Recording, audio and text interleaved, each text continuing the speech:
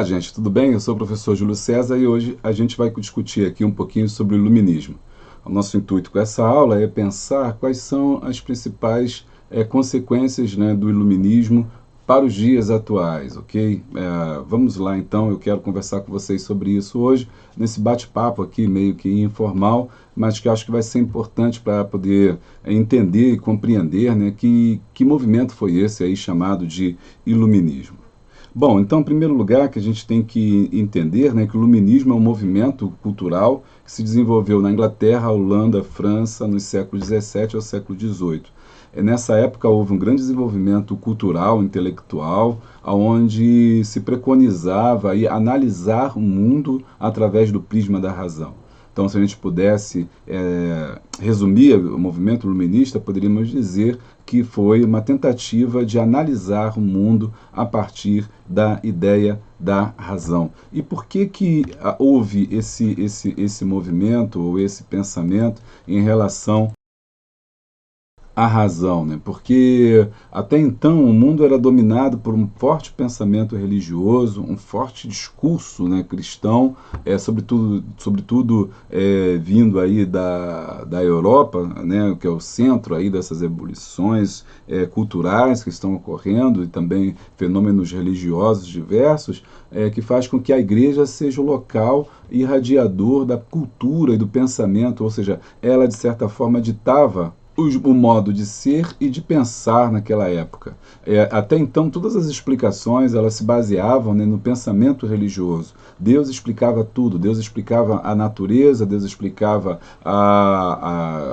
os acontecimentos humanos, e todas as respostas, né, tinham uma questão religiosa por trás. Por que as pessoas sofrem? Porque Deus quis. Por que as pessoas nascem? Porque Deus quis. E não se ousava questionar o pensamento aí da igreja, o pensamento religioso. Esse homem que está vindo agora da Idade Média é um homem marcado por esse pensamento religioso, né, um pensamento muito forte, voltado aí sobretudo para essas explicações cujas quais se baseavam e se reforçavam no discurso religioso, sobretudo. Só que chega um momento, agora no século XVII, século XVIII, em que esse pensamento, né, ele começa a ser questionado através desses filósofos, que são chamados os filósofos iluministas. O precursor deles foi René Descartes, que viveu de 1596 a 1650, o que foi chamado aí, né, do pai do racionalismo, né, da ideia do racionalismo, porque ele vai descrever sobre o discurso do método. Ele acreditava que para todas as coisas existia um método e esse método levaria a pessoa à verdade. Então a análise através do método poderia fazer com que as pessoas chegassem, com que a sociedade chegasse a uma verdade. Existe também um conceito aí de verdade. Então, para que você chegasse a essa verdade, o método seria duvidar de tudo.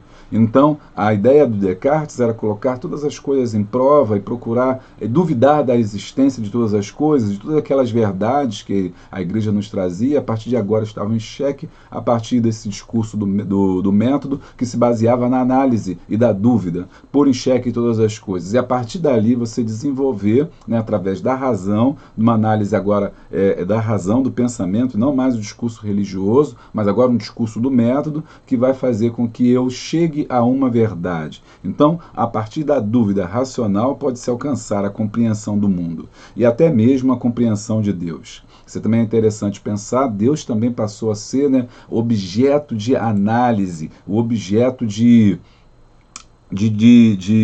inquirição. Eu posso falar agora sobre Deus, coisa que antigamente eu não podia discutir, agora eu posso discutir sobre Deus, eu posso pensar. É importante lembrar que o iluminismo não se coloca como um movimento contrário à fé, não se coloca como um movimento contrário à igreja. Ele coloca, na verdade, uma questão de um outro discurso que pode também ajudar até mesmo na propagação da fé. Então ele não nega Deus, ele agora se propõe a questionar a existência de Deus, pensar sobre Deus. Embora ele chegue no final à conclusão de que Deus exista, ele agora pelo menos se permite perguntar, né, se Deus realmente existe, qual é a verdade dessas coisas. Existiram várias obras que foram importantes para se pensar esse conhecimento. Uma das obras importantes, né, foi a Enciclopédia, né? Esta obra foi carregada de simbolismo, como você observa aí a capa aí, né, a figura ao centro representa a verdade rodeada por uma luz intensa, né, que é o símbolo central do iluminismo, a ideia da razão, a ideia da luz, daí o nome, né, iluminismo, a ideia do século das luzes, ou seja, a razão é a luz que ilumina todas as coisas. E aqui você vê o que observa, né, pode notar no centro da capa, né, você tem aí uma pessoa sendo iluminada e você tem também, né, a figura da verdade que é retirada aí a sua capa, né, as pessoas, a filosofia, a ciência, elas vão retirar a capa que está por trás, que está sobre, né, a verdade para que ela possa ficar desnuda, para que ela possa ser descoberta e essa luz iluminar a todas as pessoas. Por isso você tem aqui no centro da imagem, né, a luz e nos cantos você tem uma parte já mais escura, né? Ou seja, a luz, né, a razão era aquela que ia trazer o homem desse período de trevas e período de escuridão, um período de escuridão. As principais considerações do iluminismo eram, então, a valorização da razão, né? A ideia de que essa razão tinha que ser valorizada, a valorização do questionamento, ou seja, eu tenho que questionar, eu tenho que investigar, o método vai ser criado, é o modo da investigação, uma crença também nas leis naturais, ou seja, eu agora entendo as leis, ou seja, eu entendo que a natureza não é regrada necessariamente porque Deus quer, mas existem leis que regem a natureza, nascimento, crescimento, envelhecimento e morte são leis, lei da gravidade, enfim, diversas leis, né, que regem a natureza. A crença também nos direitos naturais, ou seja, que todos os indivíduos possuem possuem a relação à vida, à liberdade, à posse de bens materiais. Então o iluminismo começa a pensar que esses seres humanos são iguais, né? Todos os indivíduos pertencem ou precisam ter uma mesma relação, né, com essa questão da vida e a liberdade. Uma crítica tremenda, ferrenha ao absolutismo, porque no absolutismo a ideia é que a palavra que prevalece é a palavra do rei, o rei manda, o rei desmanda, o rei fala o que ele quer, né? Então o iluminismo se propõe a questionar a palavra do rei, né? O rei não é mais o dono da verdade. O mercantilismo também, porque o sistema econômico que dá garantia ao absolutismo, que mantém ao absolutismo, né, em pé, que é baseado aí no mercado, ainda que não existe mais uma ideia de que os países precisam manter uma balança econômica favorável, ou seja, precisam retirar a matéria-prima das suas colônias, né, e para que eles possam então assim transformar aquilo em primeiros produtos, né, e poderem então fazer aquele tipo de comércio que é baseado sobretudo, né, no capital da burguesia, aonde o rei também, por sua vez, ele junto com essa burguesia, ele destina a produção, ele escolhe o que tem que ser produzido, ele dirige a economia. Então as amarras do mercantilismo, que o iluminismo vai falar, não, agora nós não temos mais que ficar presos à ideia do mercantilismo, a uma balança favorável comum, a ideia do metalismo, né, que são outro tema só, mercantilismo, um tema, uma próxima aula aí, só o mercantilismo dá aulas e mais aulas. E os privilégios, ele vai começar a criticar, se as pessoas são iguais, por que o clero tem tanto privilégio? Por que o rei tem sangue azul, né? Por que os nobres têm direito a terras? Enfim, começam a ser questionamentos. E a defesa da liberdade, e essa liberdade baseada não só na econômica, né, ou seja, que é contrário então ao mercantilismo, a ideia de que você pode ser livre para fazer comércio, mas também que você é livre para dizer o que você pensa, agora você é livre para questionar, né? E com essas críticas surge então o último ponto, que é a crítica à Igreja Católica, embora eles não excluíssem aí, né, como eu disse, a crença em Deus. Então aí, né, como a gente vê, o iluminismo ele se propõe então, a partir desses pontos, a criticar o sistema que era colocado. Bom, agora vamos ver como é que se deu, quais são as contribuições, né, do iluminismo para a ciência. Na ciência também teve algum tipo de ganho com a ideia do iluminismo? Bom, com certeza, né? No século XVII e XVIII houve uma febre de grandes descobertas, grandes eventos aí, sobretudo na Europa. O avanço científico se colocou à disposição do homem através de várias informações. Nós tivemos muitas invenções aí, os principais que vão estar surgindo nesse momento. Você vai ter Copérnico, Kepler, Galileu, né, Isaac Newton, que vão elaborar modelos explicativos aí, que vão ajudar a entender o universo. Assim, através da matemática, né, que teve como Blaise Pascal um dos seus maiores representantes, ultrapassou a simples descrição do céu, chegando a justificar a posição da órbita dos muitos corpos siderais. E aí começou a se questionar, por exemplo, a ideia do geocentrismo, que era a ideia que a igreja acreditava de que a Terra era o centro do universo. Eles acreditavam que a Terra era o centro do universo porque se Deus havia criado a Terra, então a Terra e o homem é a coroa da criação, né, esses dizeres bíblicos, citações. Então, a Terra tinha que ser o centro do universo. E aí esses matemáticos, esses físicos, esses astrônomos, primeiros astrônomos, estão começando, através de Copérnico e Kepler e Galileu, questionar essa ideia e colocando agora, através de novas experiências, através de novos equipamentos que vão surgindo também, eles vão começando a descobrir um mundo completamente novo. Eles vão agora começar aí, através do telescópio, começar a ver o mundo daquilo que estava muito distante, né? O universo. E aí eles começam a perceber que não, que a Terra não é o centro do universo, pelo contrário, mas que o Sol é o centro do universo. Aos poucos, essa ideia do heliocentrismo, ele vai ganhando força e vai ficando cada vez mais forte, né, se contrapondo à ideia que a igreja preconizava. Além disso, né, a lei da gravitação, aí com um tema importante, a lei da gravidade, com Isaac Newton, explicava o movimento dos planetas longínquos até a simples queda de uma fruta. Newton foi ainda responsável por avanços na área do cálculo e pela decomposição da luz, mostrando que a luz branca, na verdade, é composta de 7 cores, as mesmas cores do arco-íris. Então, o iluminismo trouxe o mundo do muito grande, do universo, mas também trouxe o mundo do muito pequeno, porque através do microscópio, desenvolvido por Robert Hooke, começou a se verificar, né, e uma coisa que não tinha-se percepção na época, que eram as células.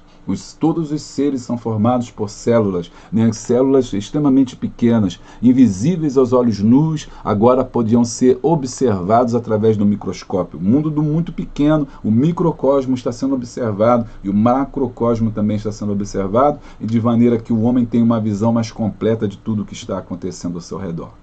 E ao verificar esse mundo do muito pequeno, pôde-se ver o próprio corpo humano, né? A biologia então vai progredir no estudo do homem, identificando os vasos capilares, o trajeto da circulação sanguínea, o princípio das vacinas, a introdução do agente causador de moléstia. Esse quadro que vocês estão vendo é uma lição de anatomia, né? Que foi feita essa aula pública em 1617.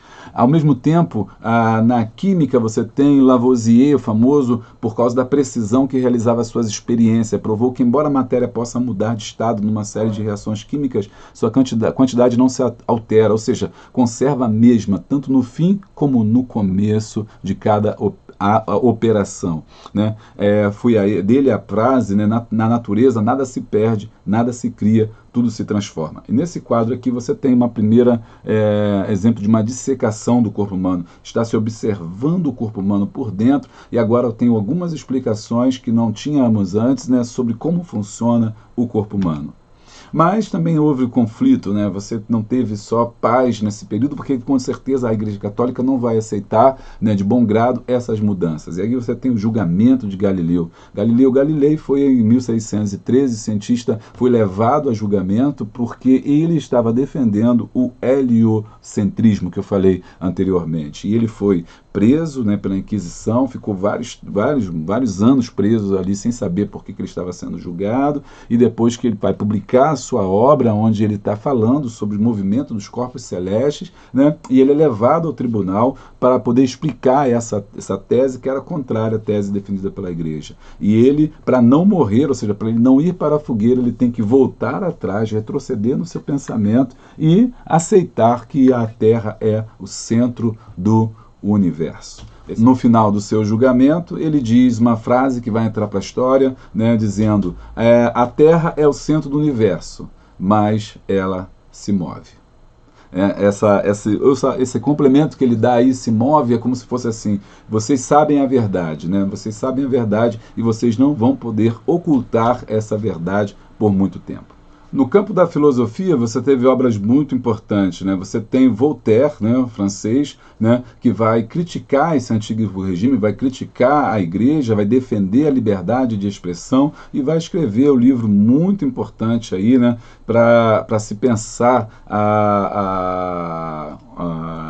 a vida comum, né, daquele tempo, né, que vai justamente criticar aí a igreja sobre tudo. E você tem Montesquieu, que escreve O Espírito das Leis também, um livro importantíssimo para se pensar, aonde ele já dividia, né, a executivo, legislativo e judiciário. Então já daqui você tem uma grande contribuição aí, quando ele já começa a descrever o papel de cada um, e essa ideia se contrapunha à ideia do absolutismo, onde o rei personificava todos os poderes, representava todos os poderes. E Voltaire se volta aí contra a religiosidade forte que existia na época, né, dividindo aí com a igreja a ideia de que todos têm a liberdade para criticar, para falar, inclusive para falar contra a própria igreja. Outra obra importante foi Do Contrato Social, de Jean-Jacques Rousseau.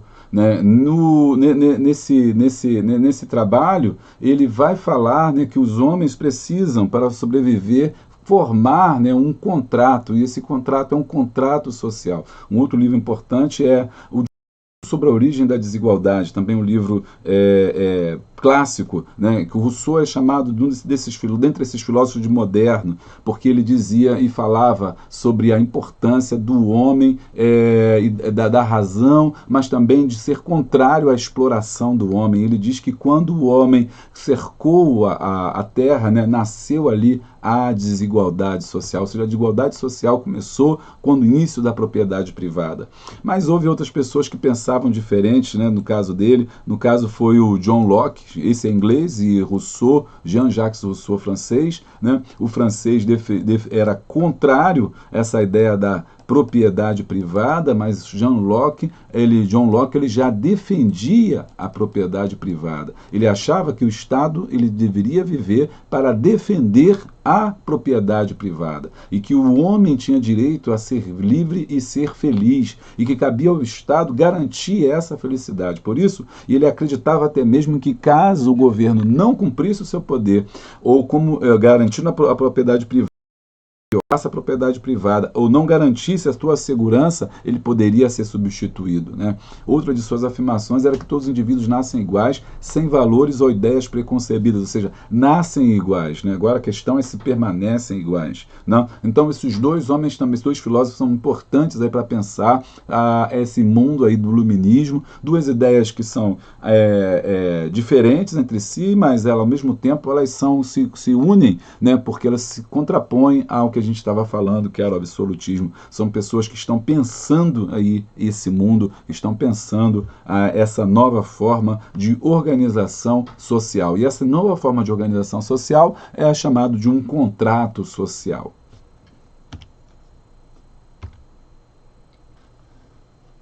A Montesquieu, no Espírito das Leis, vai dizer que existem três formas de governo: o republicano, o monárquico e o despótico, e ele explica cada um deles, né? Ele também fala sobre os três tipos de poderes, como eu disse anteriormente, no legislativo, executivo e judiciário, e ele ali já começava a desmembrar, né, cada uma dessas áreas, cada um desses escritos e cada uma das funções desses poderes agora estavam sendo organizados. O que a gente está observando aqui? Então, a gente está observando que o Estado está agora sendo formado, esse Estado burocrático está passando por um processo de burocratização cada vez maior, que vai ser importante para que ele possa gerir, né, esse Estado cada vez mais forte, esse Estado cada vez mais organizado, que vai agora gerir com um objetivo, o objetivo de tomar conta, de cuidar desse cidadão. Então, na visão da maioria desses filósofos, o Estado existe para cuidar do cidadão, né? O Estado é quase que criado para poder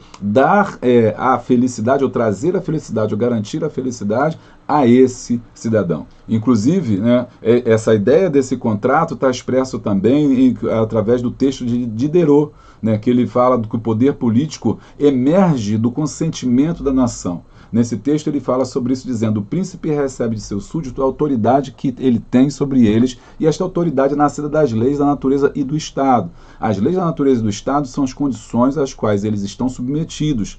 Uma destas condições é que não existe o poder da autoridade sobre eles a não ser pela sua escolha e consentimento, e ele não pode jamais entregar esta autoridade para cassar o ato ou contrato pelo qual ela lhe foi deferida. Ele agirá assim contra ele mesmo, pois a sua autoridade não pode substituir a não ser pelo título que estabelece.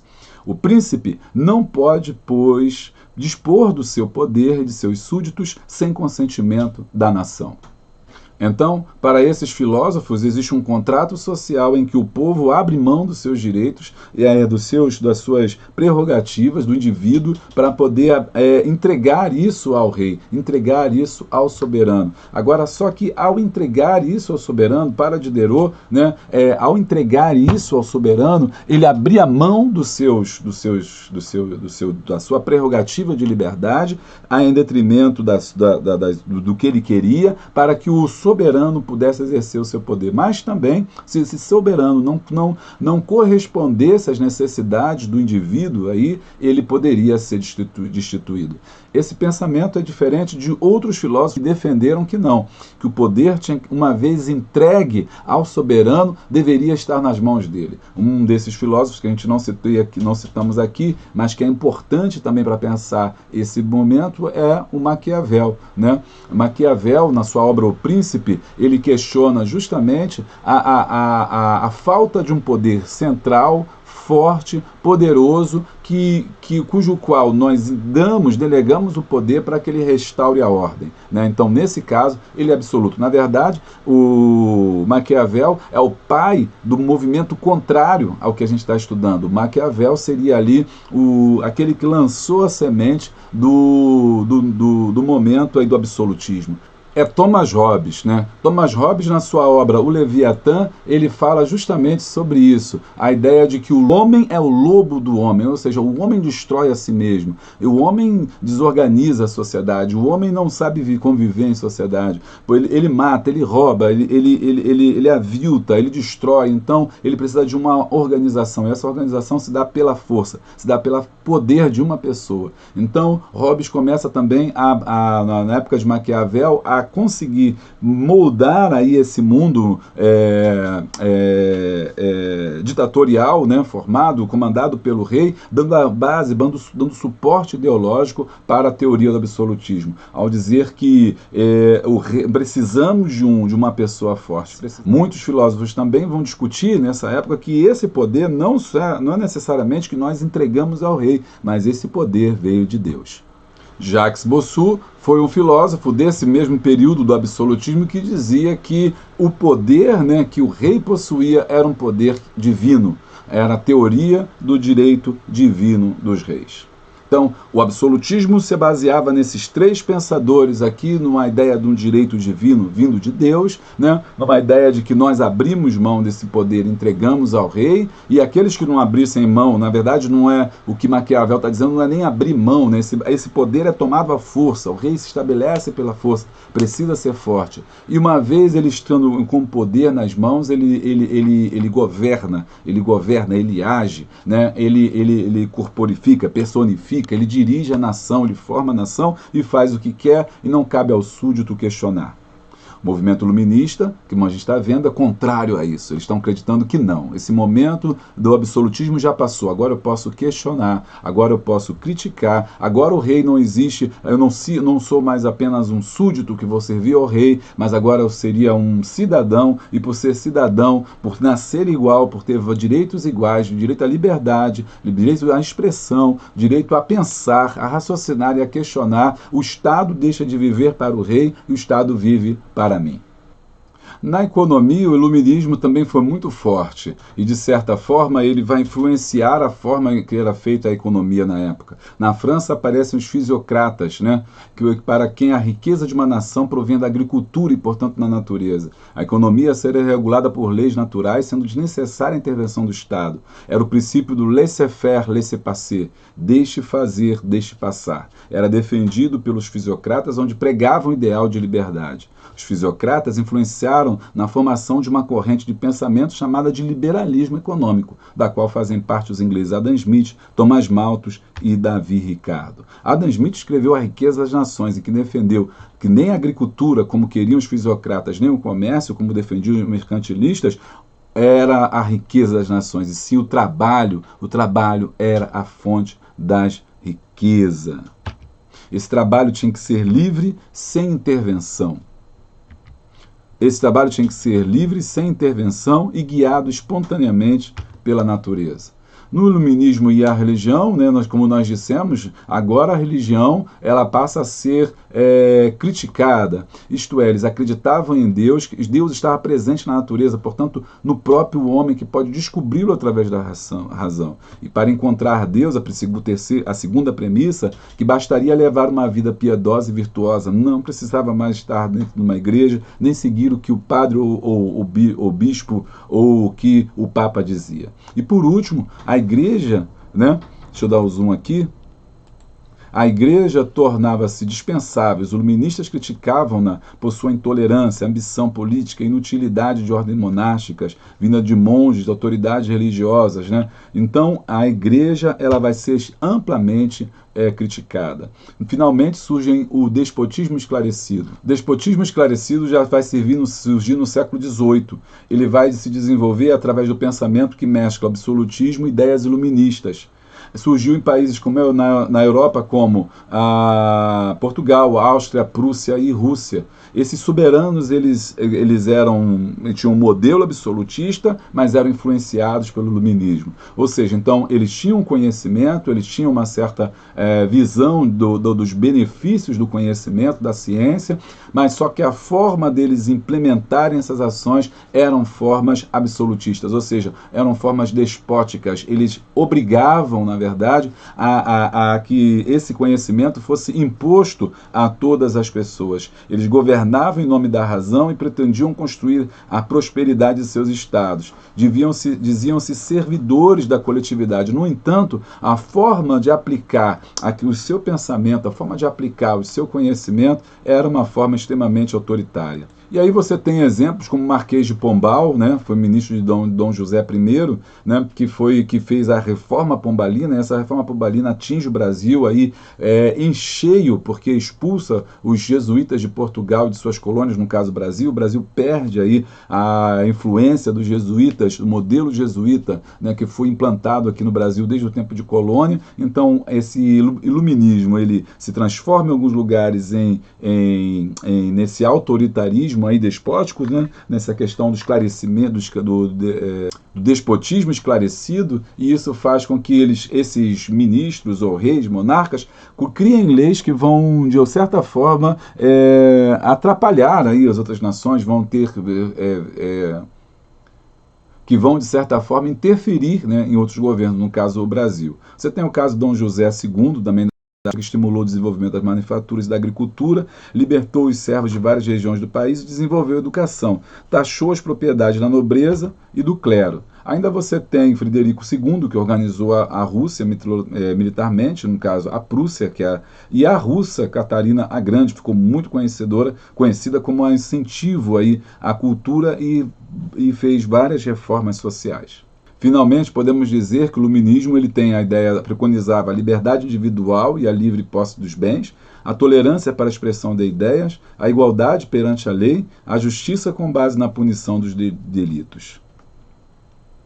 E agora, para finalizar, nós precisamos fazer uma reflexão. A gente não pode apenas pintar ou desenhar o iluminismo como coisas boas, né? Na história, nada é completamente bom, também nada é completamente ruim. Tudo tem as suas falhas, tem os seus motivos, tem os seus porquês. O iluminismo, aparentemente, trouxe muitas mudanças e muitas evoluções, muitas inovações, transformou esse homem que era um homem aí que sai do mundo medieval, que estava preso sobre a Igreja Católica e sobre a palavra do rei, agora se emancipou, se libertou de certa forma, e agora através da razão ele analisa o mundo, cria a ciência, desenvolve o conhecimento tecnológico e traz muitos benefícios para o homem.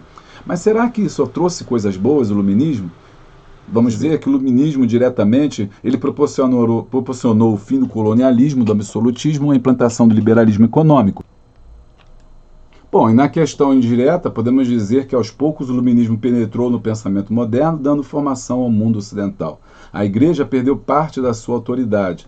Mais tarde, né, viria a Reforma Protestante e cada vez mais se tomou, por cultura, o modo de vida e pensamento europeu, dando origem ao eurocentrismo.